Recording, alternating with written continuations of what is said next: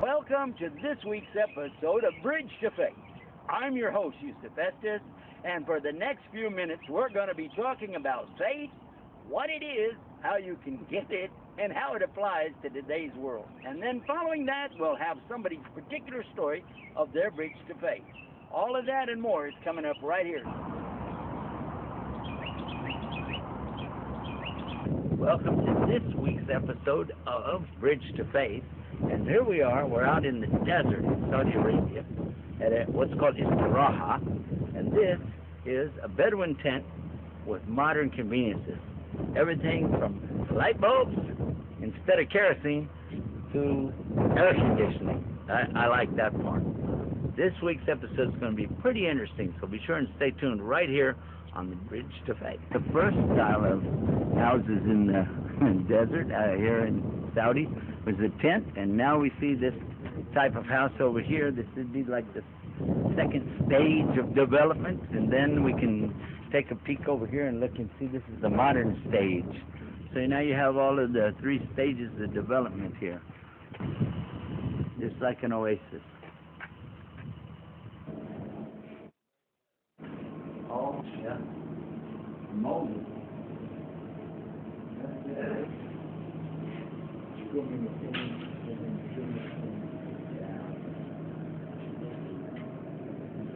Very not like that.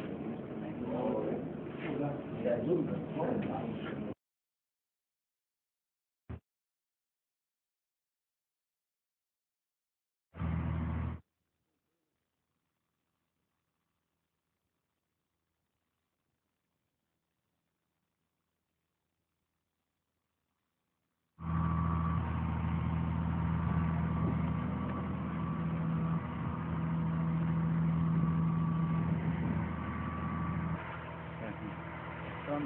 Show him the teeth.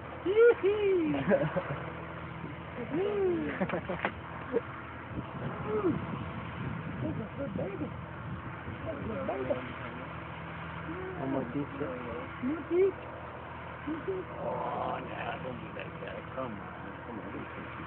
Here's some teeth there. Woohoo! Woohoo! Woohoo! Be careful you don't stay. Stay. Oh, that's the stuff on his clothes. That's good. You just got to talk to us here in front of it. Let's look at the camera.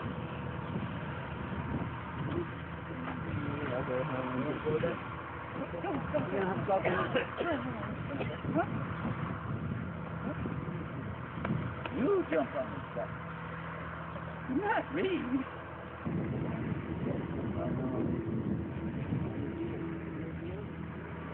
Hay que cambiar a usted. Vamos allá, vamos şurada.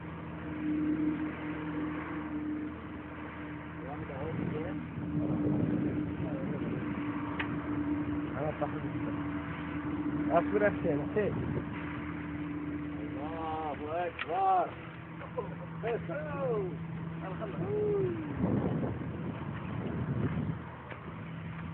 That's a horseman. Butter. Butter. What's your name? Hussein. Now we find you a butter. Butter.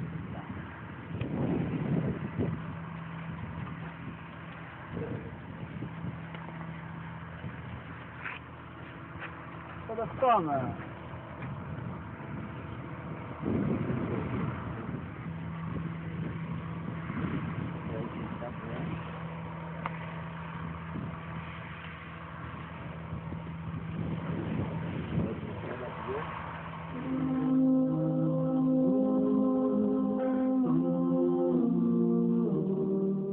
All I want to talk about in this session that we're having now is this beautiful subject of proof. What is the proof? And so we look to other things for proof too. Now I want to mention something to you about some other prophets, because our subject only being proof, so it doesn't really matter which prophet we talk about. But I grew up as a Christian, and I knew a lot about Jesus. Peace be upon him. Well, I know that some Christians, they pray to Jesus, but I ask them a question. why do you pray to Jesus? They said, because he's the miracle birth. Look, the miracle birth. Look at that. I said, well, did you pray to Eve? It's a bigger miracle. A bone turning into a lady. But you don't pray to her. They said, no. I said, what about Adam? Adam's made from clay, yeah? But you don't pray to him, do you? They said, no. So just because of the miracle birth doesn't qualify the person to be prayed to, does it? So what we want to be careful now, when we're looking through the proof and we understand, yes, the one who's here represents who he says he represents. But at the same time, we don't say he is God. Let's back up now. I don't want you to think again. So let's go back to the telephone company guy at the door. Remember him? Okay. I'm the phone guy. Here's my card. Okay, proved who he is. Oh, my God, he's a telephone. No, he's not a telephone. He works for the telephone company, right? You wouldn't think he's a telephone, would you? He didn't say he was a telephone. He said he was the telephone guy, right? So, I mean, imagine he's got his arm like this. You pick it up. Hello? No, he's not a telephone, right? So, if Jesus didn't say, I'm God, worship me, Moses didn't say, hey, I'm God, worship me. In fact, Moses hated people talking like that, didn't he? That's why he got mad at Pharaoh. Look how Pharaoh said, I'm God, worship me. What happened to him? Oh, we already talked about that. So if anybody said, I'm God, worship me, that's not a prophet. It wouldn't be a prophet, would it? Because prophets all said, there's only one God, worship him. So this helps us to understand some of what's called the proof or the miracles or the signs of the prophets. But the thing I want you to think about here is the proofs that prophets bring. First, they have the same message. They confirm what other prophets have said. They said, yes, Adam, first prophet is who? Adam. In all languages, we found that out. First, and then the next, and the next, and the next. They always said the same thing. Even Muhammad, peace be upon him, said the same thing. Now it made me think, hold on a second, let me go back again. And I went back to the books again, and I looked, and right there. The first commandment I found in the Bible, they have what they call 10 of the commandments. It said, thou shalt not have other gods beside God. La ilaha illallah. I said, oh my God, look at that. The second commandment said, don't make any statues, don't make any images of God. I said, whoa, that's Islam. We don't make any images of God, do we? No. The third commandment I have is another amazing thing. Don't use God's names in a bad way. Don't say God's name in a vain way, bad, Don't do that. Muslims don't do that. Do we? No. We do mistakes. We make a lot of sins sometimes, We don't do that. Amazing. Then I got to thinking, let me look through some more scripture. And I found it again in another book, same way. No God except God. In another book, no God except God. Another book in the Bible, no God except God. And another, and another, and another. And then I got into the part where it's about Jesus called the New Testament. I was in there, and I found really nice. Somebody asked him, tell us, what is the greatest commandment of all? I asked Jesus, what's the greatest commandment? This is in their book. And I looked, I said, look what he said. The greatest commandment is to know, O Israel, the Lord your God is one God. And you have to worship him with all your heart and all your mind and all your soul. All your strength, everything is for who? For Allah. Allah. Now, does that make sense? Yes, it does. Does that make sense to Christians? I guess so. It's in their book. Does it make sense to the people before them, the children of Israel? It's in their book. So we're finding that all of these scriptures, books, say the same thing.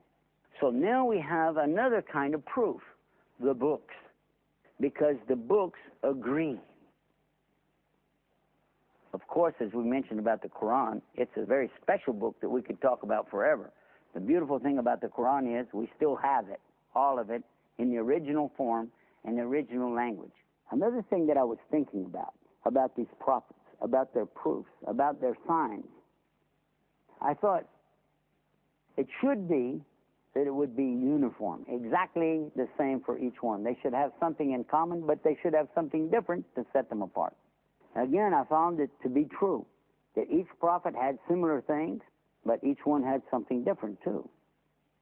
What's amazing is what Allah said in the Quran, that He didn't punish any nation. He didn't punish any nation until He sent a warner to them, somebody who's a messenger, somebody who's going to tell them about what is good and what is bad. And then I got to thinking again. I said, okay, not all the nations are alike, are they? If you're in China, the people there are not like the people who live in India. The people in England are not like the people who live in Africa. The people in South America are not like the people who live in Australia. Everywhere you go, people are different. So it means that the prophets should all be different in some way. And again, the information we have about the prophets is exactly like Adam is the first prophet for us. He's the first because he's the first to receive inspiration from Allah. And the inspiration was what? Don't eat the fruit. He ate the fruit. He got in trouble. You remember this story, yeah? I want to ask you a question. Did anybody tell you how big was Adam? If he was the first of all the men, should he be real small or should he be real big? Medium? Big. Or big?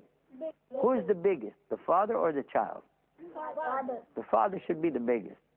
And if he's the father of all the human beings, I guess he should be the biggest. Huh? Big in height or in age? Yeah? Are you telling big in height or age? Ah, you got a good point. In some languages, when you say big, you're talking about age. But in English, when you say big, you're only talking about size. But when you're speaking Arabic, big can also mean age. But I'm specifically talking about his size. How big was Adam? Now, there's something else interesting in Islam. In Islam, we know that Allah is telling us something about Adam. That after He created Adam, He pulled all of the souls of all of the human beings out of Adam's back. That means you, me, all of us. We were in the backbone of Adam at one time. And then Allah, He pulled all the souls, everybody out when we were just souls. He asked us the question, am I not your Lord? And we all said yes. And then Allah erased that from our mind. Do you remember it? I don't remember it. Do you remember it? I don't remember it. But we believe it. It happened, but we have no memory of it. And in Arabic, nasiya and insan come from the same word, to forget. So a human being in Arabic actually is the word, the one who forgets. Because we forgot about our meeting with Allah, and we forgot we're going to go back to Allah. Now, the subject of coming out of Allah is what I want to mention, because if everybody was in His back, He must have been pretty big. Yeah? Do you think He was 10 meters tall? 20 meters tall? 30 meters tall? How big? 10 meters. Huh? Bigger. How big? Yes. 50 meters. 50. Bigger. 50. 100. Bigger even. You know how big? I want to tell you how big. They measured cubits. Cubits like this. This is like a cubit. Okay? Something like that. And the big old stones that they used to dig the big buildings out of, you look at them, they're like 1 cubit by 1 cubit by 1 cubit, and it makes a cube. That's where the word cube, from cubit. So if you imagine, he was 60 cubits. Is that big? Oh, well, I tried a tape measure and figure it out and add it up in the calculator, and I said, oh, he would be bigger than a building. He would be taller than a building. Yeah. Yep, it was big. Now we come to the portion of our program where we learn about somebody's particular bridge to faith. How did they come to faith? And let's find out. Let's ask them right now. We want to ask you now about the word in Arabic. It's called tawheed, or monotheism. How important is that? I think it's very important. It's very important to everybody, irrespective of the sort of time in life. But when you get old, it doesn't matter what you've done in the past. You've got to look ahead. What have you got to look ahead to? You've got to look ahead to the afterlife, which Allah has promised us. And to get there, you have to belong to the Muslim faith, follow the advice and the rules, and live the rest of your life in the way that Allah and the Holy Quran instructs you to do. This is easier for a person like myself who's had a belief in God, although it hasn't been shown very much, but has a basic belief in God. It's easy to make this conversion. It might be more difficult for you to convert people who don't believe in anything or don't worship anything. You're saying atheists would be harder to come to them. Yes, I would think so very much. That's been our experience, actually, that the atheist is committed to nothing. But I think well, that's true. But going back to Africa, which I've had a lot of experience there, most Africans in part of Africa that I've been to have never had any real chance of knowing about the Muslim faith or having anybody tell them about it. And they're people that I think would welcome some initiatives there, because they have a basic belief in a God, in God. Well, how important is the oneness of God, though, as opposed to multiple? They don't worship more than one God. They worship God. It might have been put into them through the. I don't know enough about religion to know whether there's a basic thing. Yes, I think they have this basic thing.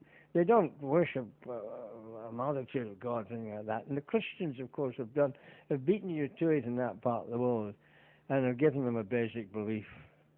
You know, they. So I think that there are places in this world which is ripe for conversions, if you can find them. Your great difficulty is going to be dealing with showing the faith and getting people to convert and believe in Allah. The younger people in the secular society we have now. I mean, there's so many distractions, and to keep them away from that sort of thing. The secular control, or the well, I mean, the way people behave. I can only speak for Britain. I imagine America's the same, but the news media is biased, and there's the television and radio. Every street's got bars. Every street's got casinos and worse. And very few places, in fact, for young Muslim people to go and sit down and meet somebody else, have a cup of tea, and then go and make wudu in the back and go and sit and pray at the right time, and make it easy for them. Make it easy for them to, because it's not an easy faith. You have to be very well disciplined with the times of the prayers, and your readiness, preparedness for them. And if you can do something to help younger people, even some older people too, in these big cities, there must be ways of doing this. I think that this will help you. One of the things we spoke about earlier is the ease of understanding, I guess, the beliefs, because it's not difficult to understand there's one God, do what he wants you to do, but to implement it or put it into practice, this is where the difficulty comes. The difficulty comes, of course, it's with the individual. It's I at an age now where they, shall we say, the sins of the flesh are behind me now, and I haven't really been drunk a martini for a few years, and I've never been a gambler. I don't believe in the stock exchange, and I'm not a greedy person. In fact, I'm struggling to keep my weight down. I live on less than £3 a day, which is about $6 American. So but it's not everybody can do this. So I appreciate that. It's going to be hard. Maybe some people. It's harder. It's not about giving up a form of religion. It's giving up a form of, I think, worship of the material things. Oh, very much so. The material things, and as we've seen now, I mean, they're all falling apart a bit. But the material things. I mean, you only got to go to a supermarket in London and see that people, in medical terminology, stricken with obesity, walking out with trolleys full of liquor and food, enough to feed an army of Africans, for about a month. And this is just the weekend business. And so much waste. Oh, yes, terrible waste. I never waste anything. One of the things, it's nothing to do with my being a Muslim. It's just the way I'm built. I never waste anything. Because, if you had surpluses, you would give them away to people who needed it. As I do. I support a family in Africa that for many years now, and every year I go out for a couple of weeks, and I don't go over to Zimbabwe at the moment, but this year in April I'm going back to South Africa, and my friend will bring the old pickup down, the bakkie as we call it, down, and we fill it up with food and take it back to his place and go out. I'm hoping to go with him to see some of his 4 children, because I haven't seen them for a long time. But that's my interest in life. I live by myself, but I look upon them as my family, and it gives me something. You don't just sit and do nothing, but you can't do a great deal if you're miskeen. Miskeen means? Means being rather poor. Impoverished. Yes. Impecunious. We're going to throw out all the big words. Gosh. Let us now ask you to give us, as you did throughout the Hajj, the pilgrimage that we shared together, all of us, and there were quite a few of us together.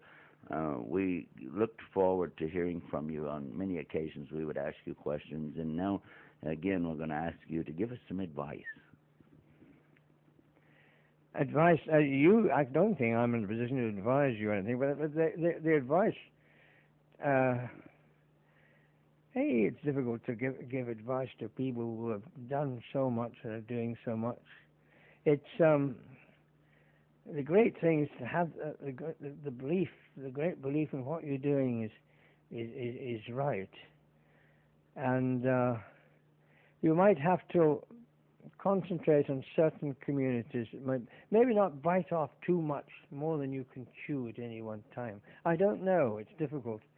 In your programs,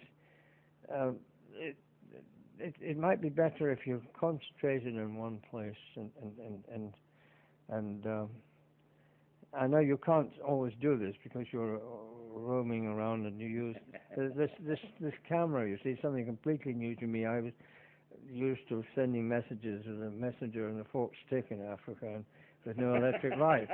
And this is completely new to me. So my giving you advice is really. How about advice for our general audience then? Let's give them some advice. What should they do? Well, I'm not very sure what audience we've got here. Just the world at large. I would say, take a look at yourselves.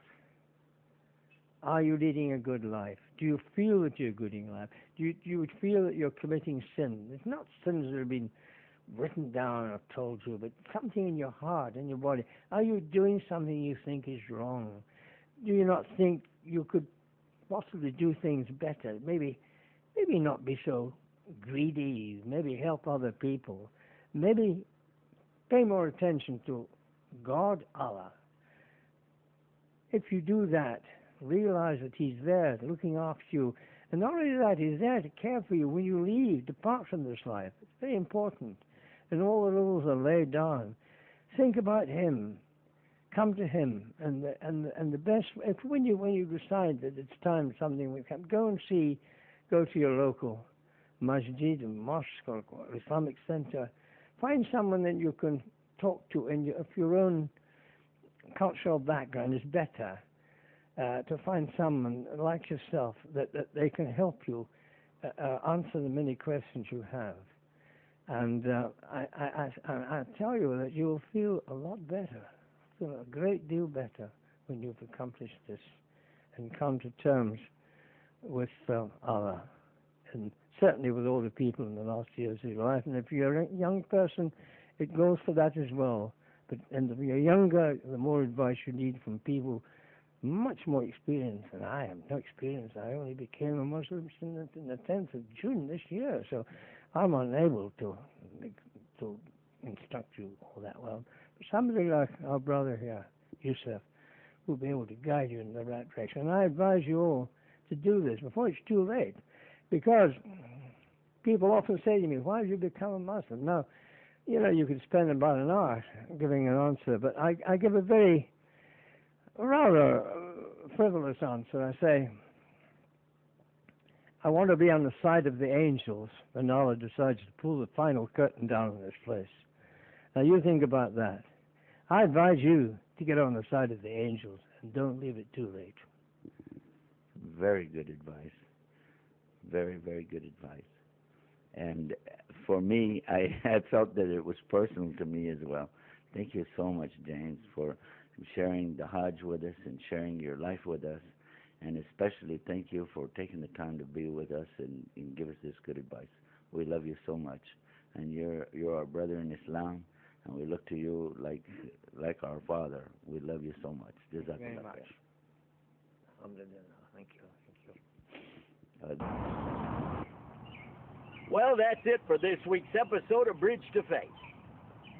Remember our website, bridgetofaith.com. Until next time, peace. Salam alaikum.